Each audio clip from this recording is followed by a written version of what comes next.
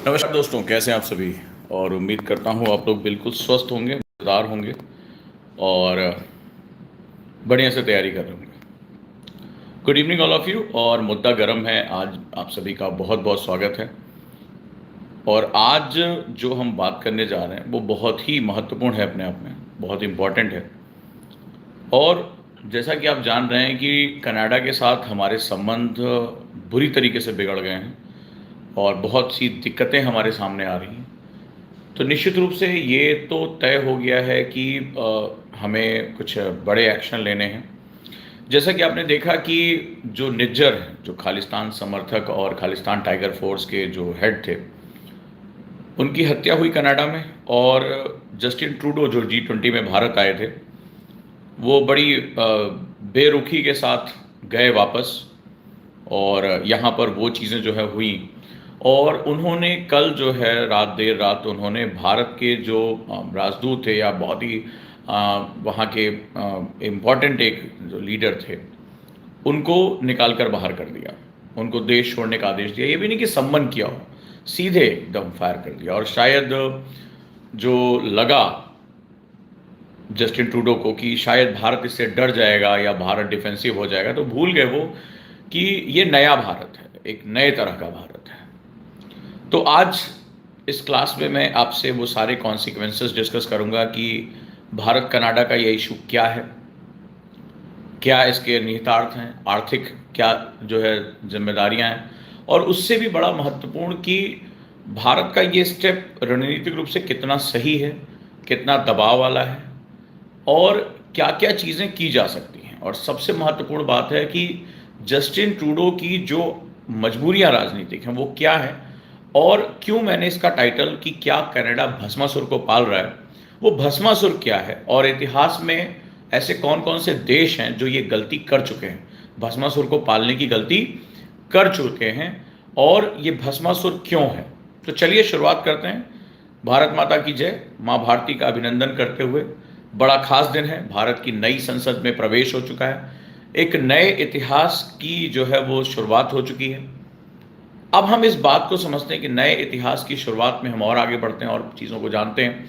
साथ ही साथ एक नए संसद में जाते ही एक बहुत बड़ा ऐतिहासिक कदम उठाया गया, नारी शक्ति वंदन अधिनियम। इसको लोकसभा में रख दिया गया। कल दिन भर इस पर चर्चा होगी। कल शाम को हम इसके और भी तथ्यों के बारे में बात करेंगे कि इतिहास में कई बार ऐसे मौके आए जब महिलाओं को वो 33% आरक्षण मिलने वाला था और मिलते मिलते अचानक से वो हाथ से निकल गया। तो भारत माता की जय बोलते हुए करते हैं, क्योंकि हम इस कालखंड में हैं जहां इतिहास अपने आप को एक अलग रूप में प्रस्तुत कर रहा है, जहां ये कालखंड हमें अलग रूप में ले जाने का प्रयास कर रहा है। तो चलिए समझते हैं इस ऐतिहासिक क्षण को और आरंभ करते हैं आज की क्लास। और एक अंतर्राष्ट्रीय मुद्दे के साथ हम आज की क्लास को लेकर आगे बढ़ते हैं। आप सभी इस बात से अवगत हैं कि जो जस्टिन ट्रूडो है, बहुत पहले कनाडा की धरती को वो भारत विरोधी तत्वों के लिए इस्तेमाल करना शुरू कर चुके थे। एंटी इंडिया जो सेंटीमेंट्स हैं वहाँ पनपने लगे थे। लगभग 12 लाख जो भारतीय हैं वो कनाडा में रहते हैं, बहुत बड़ी संख्या है। और भारत की तमाम आईटी कंपनीज वहाँ पर काम करती हैं, बिजनेस करती है। और कनाडा भी भारत से लगभग उतना ही व्यापार करता है, जिसमें 7 लाख जो प्रवासी हैं, जो लोग हैं, वो सिख समुदाय से हैं। पिछले कुछ समय से इसमें जो बातचीत नहीं हो रही है, उस खिलाड़ी कहीं चर्चा में आ नहीं रहा है, वो खिलाड़ी कहीं और है, वो है पाकिस्तान। अब जरा एक नया एंगल दे रहा हूं, जो समाचार पत्रों में भी जिसके बारे में बात नहीं हो रही है, उस एंगल को आपको देने की कोशिश करूंगा कि इस गेम के पीछे है क्या। तो चलिए बात करते हैं। तो कनाडा में चुनाव होता है और एक बड़ा यंग सा प्रधानमंत्री, जिसका बहुत अनुभव नहीं होता है, वो व्यक्ति चुनाव लड़ता है। 157 158 सीटें उसकी पार्टी जीतती है, जस्टिन ट्रूडो नाम होता है। लेकिन उसी समय एक नेता जो भारत से आया, जिसके दादाजी जो है वो आज़ादी की लड़ाई में भी रहे, पंजाब से, और उसके पिता यहाँ आते हैं, वो यहाँ आता है, और हरमीत। तो उस व्यक्ति के साथ अगर हम बात करें, जगमीत नाम है, सॉरी हरमीत नहीं, जगमीत। तो जगमीत जो है वो आता है और वहाँ पर वो सांसद बन जाता है, मेंबर ऑफ पार्लियामेंट, और एक पार्टी की स्थापना होती है, न्यू डेमोक्रेटिक पार्टी, एनडीपी जिसे हम लोग बोलते हैं, न्यू डेमोक्रेटिक पार्टी। इधर जस्टिन ट्रूडो चुनाव लड़ते हैं लेकिन बहुमत से दूर हो जाते हैं। अब ऐसे में जो जगमीत होता है, जो न्यू डेमोक्रेटिक पार्टी का सांसद होता है और इसका लीडर भी, उसके पास लगभग 24 सांसद आ जाते हैं। कनाडा में जो सिख समुदाय है, चूँकि कनाडा की आबादी बहुत कम है और बहुत बड़ा क्षेत्र उसका जो है वो वन संसाधनों से भरा हुआ है और बर्फीले पहाड़ों से ढका हुआ है। तो यहाँ पर जो देखने को हमें मिलता है कि वो उसको सपोर्ट कर देता है, जस्टिन ट्रूडो को, और जस्टिन ट्रूडो को सपोर्ट करते वो किंग मेकर बन जाता है। जनरली हम कोलिजन गवर्नमेंट हम भारत में बहुत लंबे समय तक देखते चले आए, लेकिन ये एक नया एंगल था। कनाडा के जस्टिन ट्रूडो को अपनी सरकार बनाने के लिए न्यू डेमोक्रेटिक पार्टी जगमीत के सपोर्ट की बहुत आवश्यकता पड़ी।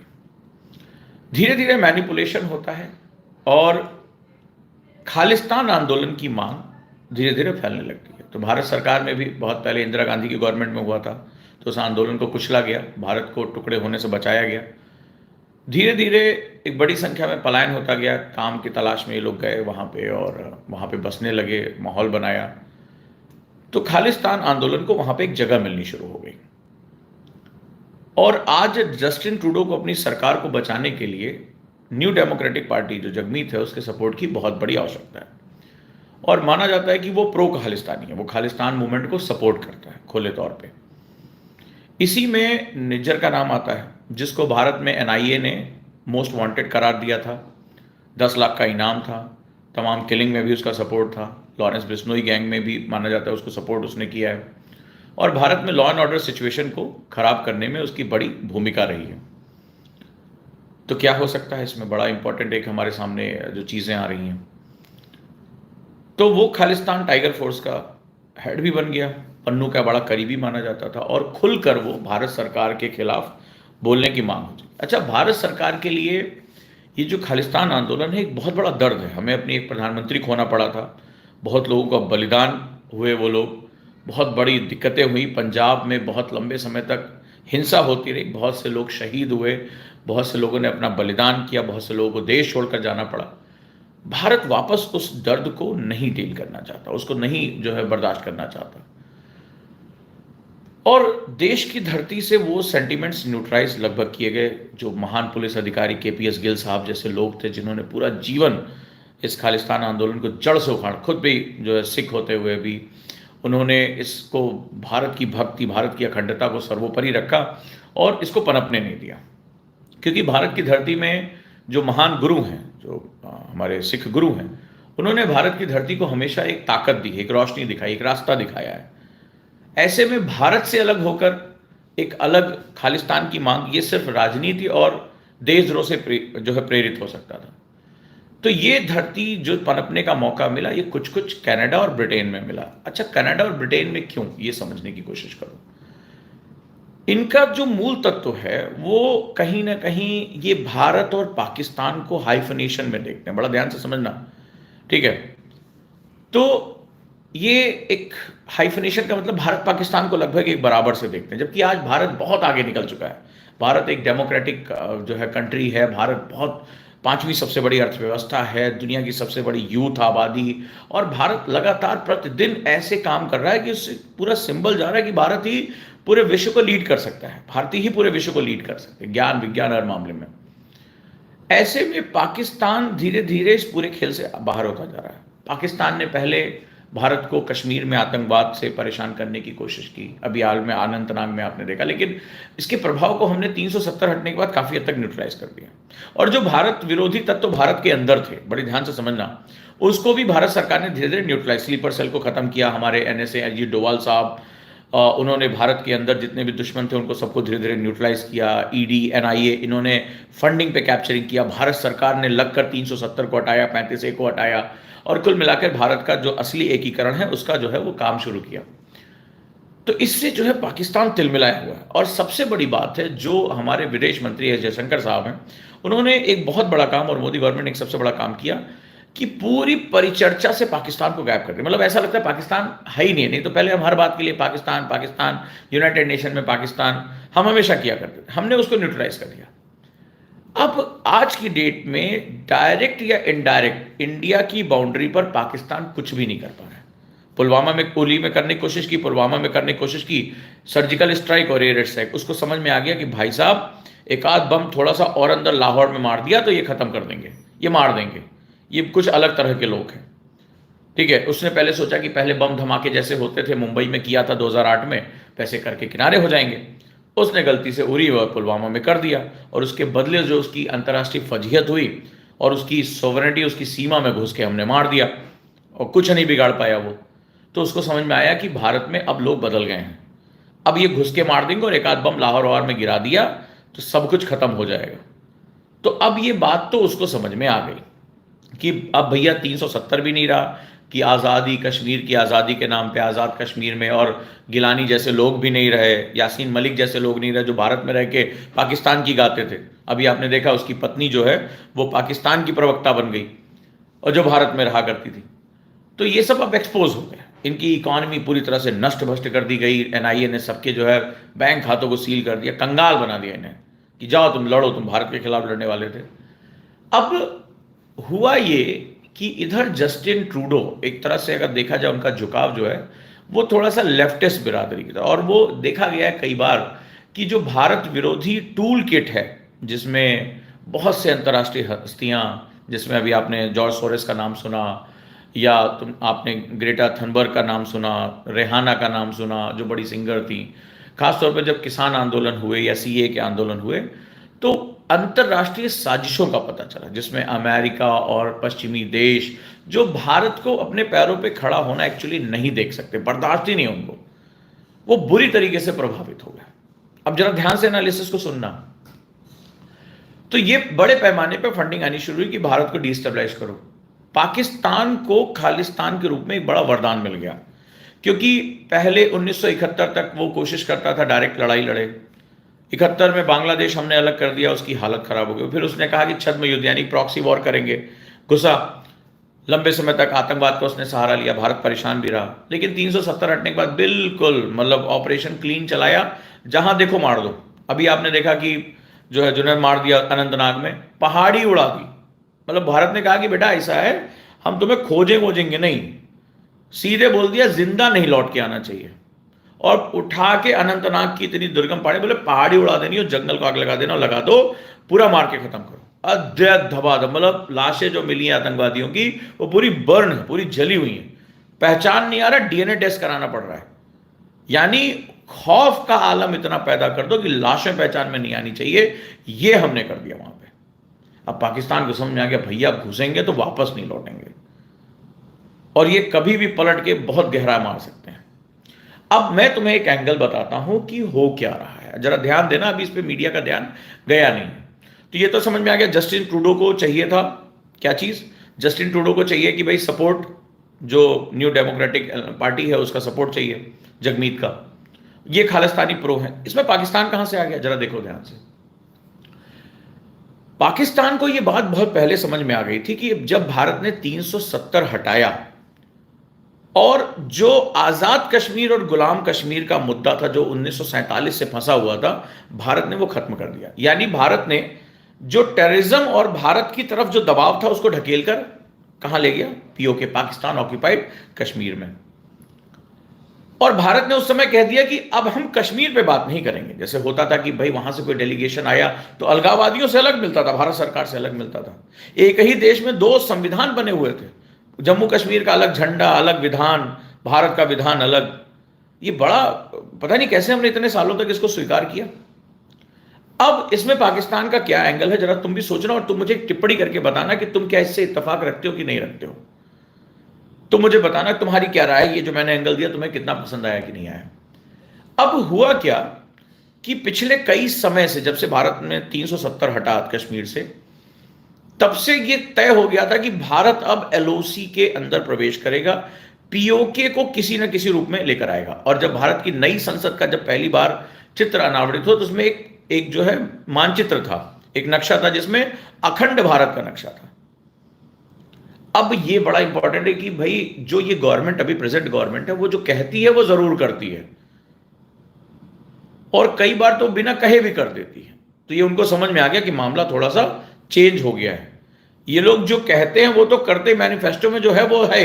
अब बीजेपी के मैनिफेस्टो में है कि भैया हम पीओके लेके रहेंगे। अब जरा मेरे इस एंगल पे ध्यान देना, पसंद आया तो लाइक जरूर करना, मुझे बताना। तो अब क्या हुआ कि अब भारत सरकार, आपने देखा पिछले कुछ समय से पीओके में लोग मेमोरेंडम चला रहे हैं, आंदोलन हो रहे हैं कि हमें भारत में मिला दो, क्योंकि कश्मीर विकास होने लगा, आतंकवाद खत्म हो गया, वहां विकास हो रहा है, वहां रैलियां निकल रही हैं, लोग खुश हैं, त्योहार मनाए जा रहे हैं, इकोनॉमी बढ़ रही है, G20 में पर्यटन का समिट हो रहा है, डल झील में विदेशी पर्यटक घूम रहे हैं, फिल्मों की शूटिंग शुरू हो गई, इकोनॉमी बढ़। पहले कश्मीर बंद रहता था, आतंकवाद था, पुलिस मिलिट्री लगी थी, सब खत्म, अब खुश हैं लोग, आराम से इकॉनमी बढ़ रही है। पड़ोस में एक नदी पार करके, एक बाउंड्री पार करके बिजली नहीं है, पानी नहीं, 100 रुपए यूनिट वहां बिजली है, सेना का दमन हो रहा है, तो लोग परेशान हैं। अच्छा, पाकिस्तान की खुद की हालत बहुत खराब है, उसके पास आटा नहीं है, तेल नहीं है, भीख मांगता घूम रहा है इधर उधर, अब क्या करें।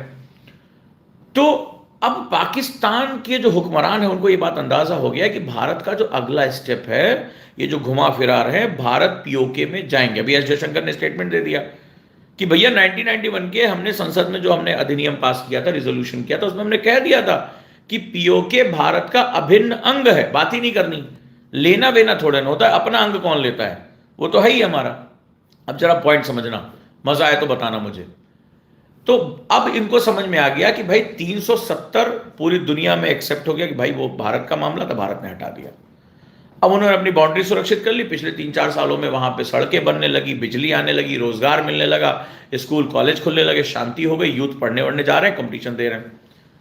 अब उन्हें तय हो गया कि पीओके की तरफ, यानी कि जो पाकिस्तान ऑक्युपाइड कश्मीर है उस पर भारत आएगा ही आएगा। अब क्या करें, कैसे करें। तो एक नियम होता है, दुश्मन का दुश्मन दोस्त होता है। ये आचार्य चाणक्य ने एक नियम बनाया कि इंटरनेशनल पॉलिटिक्स में ये बड़ी जबरदस्त बात होती है। तो भारत का ध्यान पीओके से हट सके और भारत के ऊपर अंतरराष्ट्रीय दबाव बन सके, इसके लिए जो कनाडा में जो खालिस्तान के समर्थक लोग थे, जो अतिवादी थे, चरमपंथी थे, उनको फ्यूल करने का काम, और सिर्फ कनाडा में नहीं, ब्रिटेन में भी ऋषि सुनक के आने से पहले जो लिज ट्रस और तमाम जो गवर्नमेंट थी जॉनसन की, उसमें भी आप देखिए ब्रिटेन में पाकिस्तान, जो भारत उच्चायोग के आगे झंडे जला दिए गए और तमाम तरह के उपद्रव हुए, आगजनी हुई, हिंसा हुई। इसमें जो वहां की जो पाकिस्तानी अवाम है जो ब्रिटेन में रह रही है, उसका बहुत बड़ा हाथ है। और जब भारत ने डिप्लोमेटिक टाइज, मामला तब बदल गया जब ऋषि सुनक वहां आ गए, और ऋषि सुनक खुले तौर पे कहने लगे भाई हम प्राउड हिंदू, और वो अपने मूल्यों को कैरी कर रहे, वो छुपा भी नहीं रहे कि मैं ईसाई देश में हूं। अब देखो क्या हुआ कि उनको समझ कि यहां पे दाल नहीं गलेगी, और भारत ने क्या किया, जो फ्री ट्रेड अग्रीमेंट है यानी व्यापार, वो ब्रिटेन के साथ बढ़ा दिया। अभी आपने देखा G20 में आए तो बोला कि अब हम इस पे तेजी से काम करेंगे, यानी कि ब्रिटेन के हित अब भारत से जुड़ गए, क्योंकि भारत एक बहुत बड़ा बाजार है और भारत पूरी दुनिया को बता रहा है देखो भाई हमारे पास जबरदस्त युवा शक्ति है, दुनिया भर के कंपनीज के मालिक हम हैं, हमारे पास बड़ा इकोनॉमी है, हमारी एनर्जी क्लीन है, और सबसे बड़ी बात हमारे प्रधानमंत्री की जो वर्ल्ड वाइड रेटिंग है वो बहुत ज्यादा है, दुनिया के कई नेताओं के कुल मिला के भी ज्यादा है, 76% के बाद। अब देखो क्या हुआ कि अब उनको समझ में आ गया कि ब्रिटेन में मेरी दाल गलेगी नहीं, कहां भागे, कनाडा। अब कनाडा में जो 7 लाख के आसपास पंजाबी फैमिलीज हैं, ऐसा नहीं कि सब हैं, उसमें पाकिस्तान जो है वो फ्यूल कर रहा है, खालिस्तान के जो समर्थक हैं वो पाकिस्तान जाते हैं, वो फ्यूल कर रहा है कि अब इंडिया के खिलाफ आवाज उठाओ। और जस्टिन ट्रूडो की मजबूरी ये है कि उसको अपनी सरकार चलाने के लिए, तो पहली बात उसके पास अनुभव कम है, तो उसको अपनी सरकार चलाने के लिए जो जगमीत है उसके सपोर्ट की, उसकी पार्टी की सपोर्ट की आवश्यकता है, नहीं तो गवर्नमेंट गिर जाएगी, बहुमत नहीं रह जाएगी। तो वो जो कह रहा है, वो किंग मेकर, वो इतना क्रिटिकल है वहां पे कि अगर उसने जरा सा भी समर्थन हटा दिया तो ये सरकार गिर जाएगी। तो उसको वही करना है जो जगमीत की पार्टी कहेगी उससे। अब जरा ध्यान से समझो कि ये क्या चीज है। तो जस्टिन ट्रूडो के पास कोई विकल्प नहीं है, तो अब उससे कहा कि भाई तुम एक काम करो कि ऐसी ऐसी बातें कहो, क्योंकि बड़ी हास्यास्पद बात है कि बिना जांच पूरी हुए, बिना एविडेंस आए और सिर्फ संदेह के आधार पर आपने एक देश के ऊपर आरोप लगा दिया। जो राजदूत होता है वो देश का प्रतिनिधि होता है, जो एम्बेसडर होता है, जो हाई कमीशन होता है, वो वहां पे प्रतिनिधि होता है। उसके ऊपर आपने आरोप लगा दिया और आप भागते हुए गए G7 के पास, और जो 5 देश हैं, कनाडा, अमेरिका, ब्रिटेन, ऑस्ट्रेलिया और न्यूजीलैंड, ये पूरी दुनिया में अपना दबदबा रखते हैं। तो बोला देखो भारत में ऐसा ऐसा हो गया, एसेसिनेशन हमारी धरती पर कर दिया और एक कनाडाई नागरिक जो है निज्जर को मार दिया। लेकिन अब ये हुआ ये है कि भारत के साथ इन्होंने संबंध बड़े अच्छे बना रखे हैं। ऑस्ट्रेलिया भी क्वाड में है, यूएस भी क्वाड में है, ब्रिटेन के साथ हमारा फ्री ट्रेड एग्रीमेंट होने जा रहा है। तो निश्चित रूप से ये तो तय हो गया कि ट्रूडो का समर्थन नहीं मिलेगा, और उन्हें लगा इससे भारत सरकार पे दबाव बना देंगे। जो G20 पे इनकी मीडिया ने इनकी छीछा लेदर की, जिसमें कि बोला गया था निकल लो यहां से, पहली फुर्सत में निकल, तो ये वाले, और इनका जहाज खराब हो गया, निकल भी नहीं पाए, अपनी बेइज्जती भी नहीं बचा पाए। तो अब ध्यान से सुनना क्या हो रहा है। तो बाबू ऐसा हुआ कि अब इनके पास कोई रास्ता नहीं, इन्होंने भारत सरकार पर आरोप लगाया। इन्हें लगा कि पुरानी वाली सरकार डिफेंसिव हो जाएगी, ये लेकिन नई वाली सरकार है। 4 मिनट के अंदर इनके हाई कमीशन को बुलाया, जो इनका एम्बेसडर होता है, तो कॉमनवेल्थ गेम के लोगों को हाई कमीशन बोला जाता है, और 4 मिनट के अंदर कोई बातचीत नहीं, कोई कुछ नहीं, बोला ऐसा है 5 दिन के अंदर देश छोड़ के निकलो, जल्दी, पहली फुर्सत में निकलो, जल्दी निकलो। क्या 4 मिनट में क्या बात की होगी, कुछ नहीं, बोले निकलो यहां से, हम तुम्हें बताते हैं कि नया भारत कैसा है। बेटा तुम जो समझ रहे थे कि अंग्रेजों की गुलामी और कॉमनवेल्थ गेम और वो गोरी चमड़ी का कुछ भी बोलेगा, बोले भारत अपनी राष्ट्रीय सुरक्षा से समझौता नहीं करेगा, और निकाल के बाहर कर दिया। कोई टेंशन वेंशन नहीं है, क्योंकि उस आज भारत जो 5वीं सबसे बड़ी अर्थव्यवस्था है, उसमें फायदा कनाडा को होता, फ्री ट्रेड एग्रीमेंट से कनाडा को फायदा होता। सबसे बड़ी बात है कि वो जो है भारत के साथ उसकी कंपनियां, 1000 से ज्यादा कंपनियां लाइन में बैठी हैं, भारत में बाजार खोज रही हैं, और भारत एक बहुत बड़ा बाजार है। सबको पता है कि सॉफ्टवेयर आईटी में भारत की तूती बोलती है। तो जनाब जो सबसे महत्वपूर्ण बात है वो ये है कि इससे कनाडा को लॉस होगा। लेकिन ट्रूडो एक ऐसे रास्ते पर चल चुके हैं जिसको भस्मासुर कहा जाता है। भस्मासुर की कहानी क्या है, तो एक राक्षस था, उसने भगवान शिव से वरदान लिया कि मैं जिसके सर पे हाथ रख दूं वो जल के भस्म हो जाएगा। तो भगवान शिव उसकी वंदना से, उसकी स्तुति से खुश हो गए, भोलेनाथ हैं, तो आशीर्वाद दे दिया, बोले ठीक है तथास्तु। लेकिन अब वो क्या हुआ, वो बोला कि आप देवों के देव महादेव हैं, लाइए सबसे पहले आप ही सर पे हाथ रखते हैं, ठीक है, जब आप ही नहीं रहेंगे तो आपसे ज्यादा शक्तिशाली कौन होगा, ये आशीर्वाद कोई बदल नहीं पाएगा। अब भैया आगे आगे शिव जी, पीछे पीछे भस्मासुर। वो तो विष्णु जी आए, मोहिनी अवतार रखा, तो फिर उसको लपेटा और किया। तो भस्मासुर की कहानी हमें समझना चाहिए कि जो ये राक्षस पैदा करता है उसी को सबसे ज्यादा नुकसान हो सकता है। ये कहानी हमें बताती, समझना इस बात को।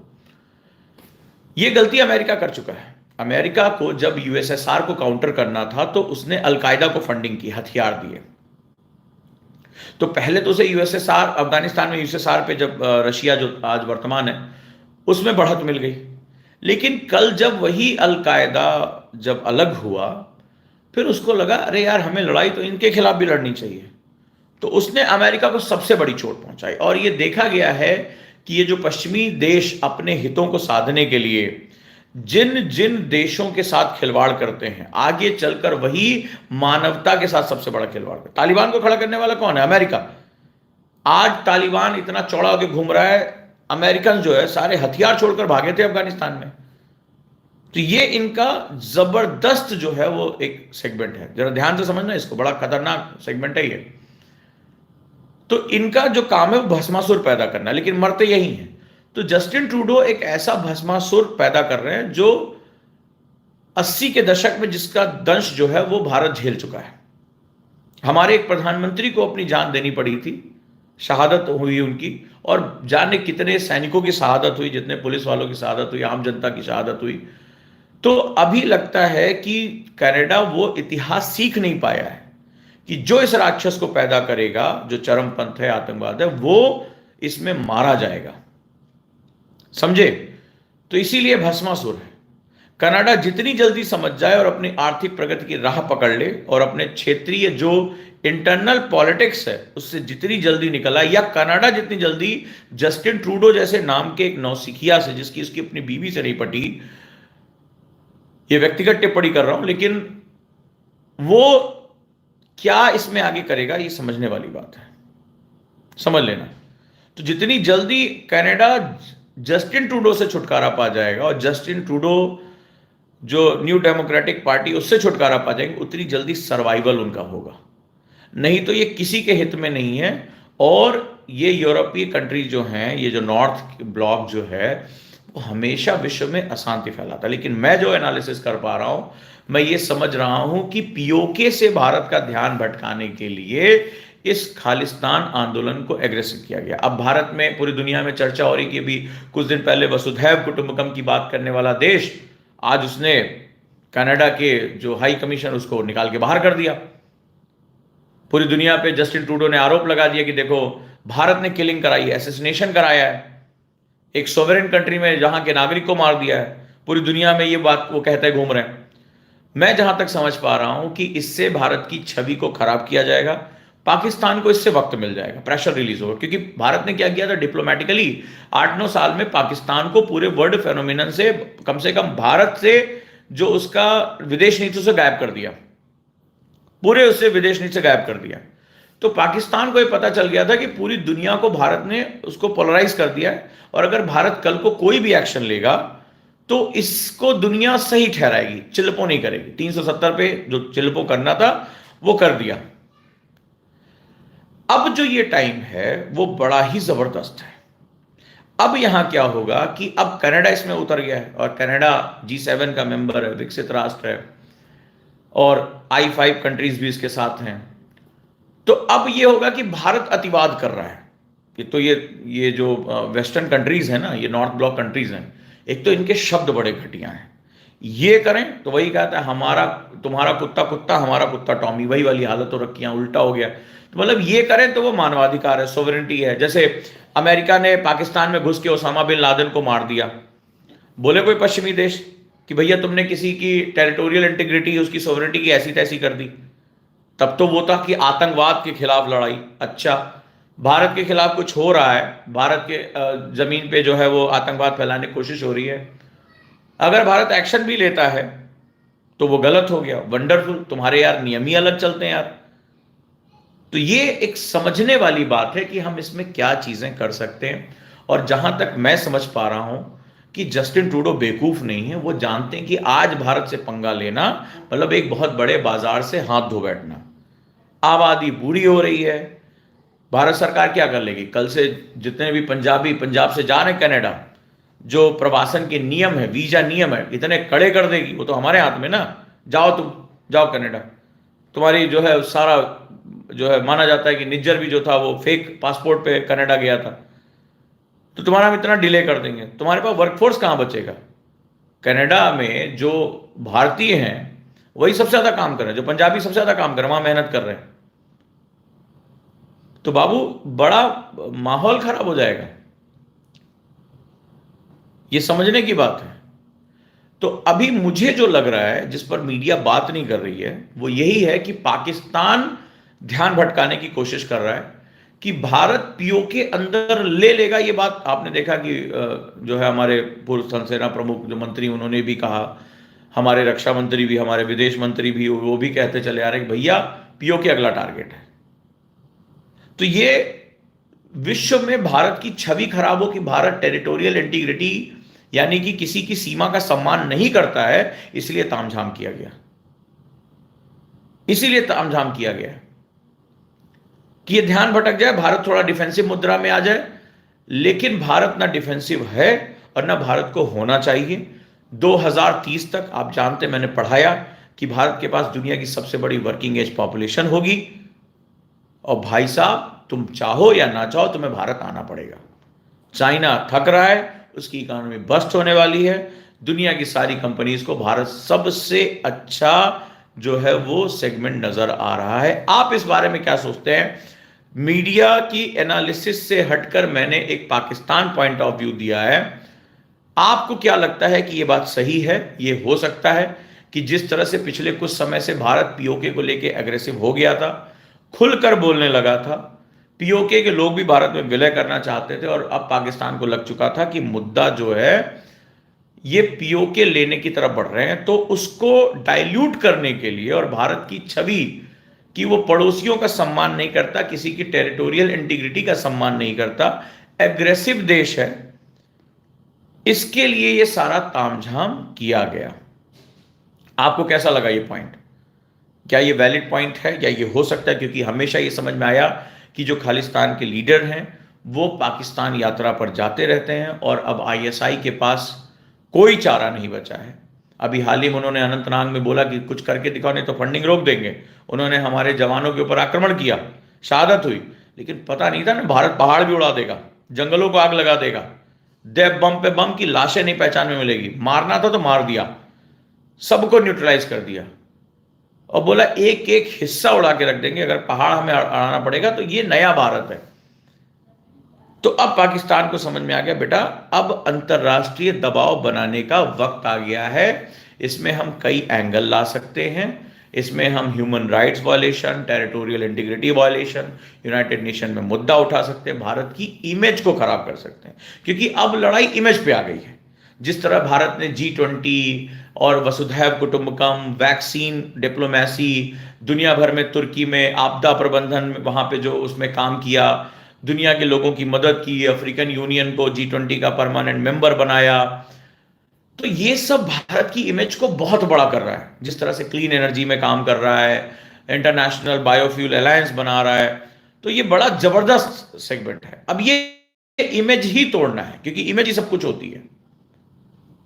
तो अब ये भारत के खिलाफ साजिश, और मुझे समझ में आता है कि भारत को इस मुश्किल हालात का सही फायदा उठाना चाहिए, उसको कनाडा को एक्सपोज करना चाहिए और साथ ही साथ बैलेंस लेते हुए चलना चाहिए कि जस्टिन ट्रूडो की गवर्नमेंट जल्दी जाए और जो भारत के खिलाफ मोर्चा खुला हुआ एंटी जो भारत सेंटीमेंट है उसको न्यूट्रलाइज किया जाए, ऐसी शक्तियों को एक्सपोज किया जाए।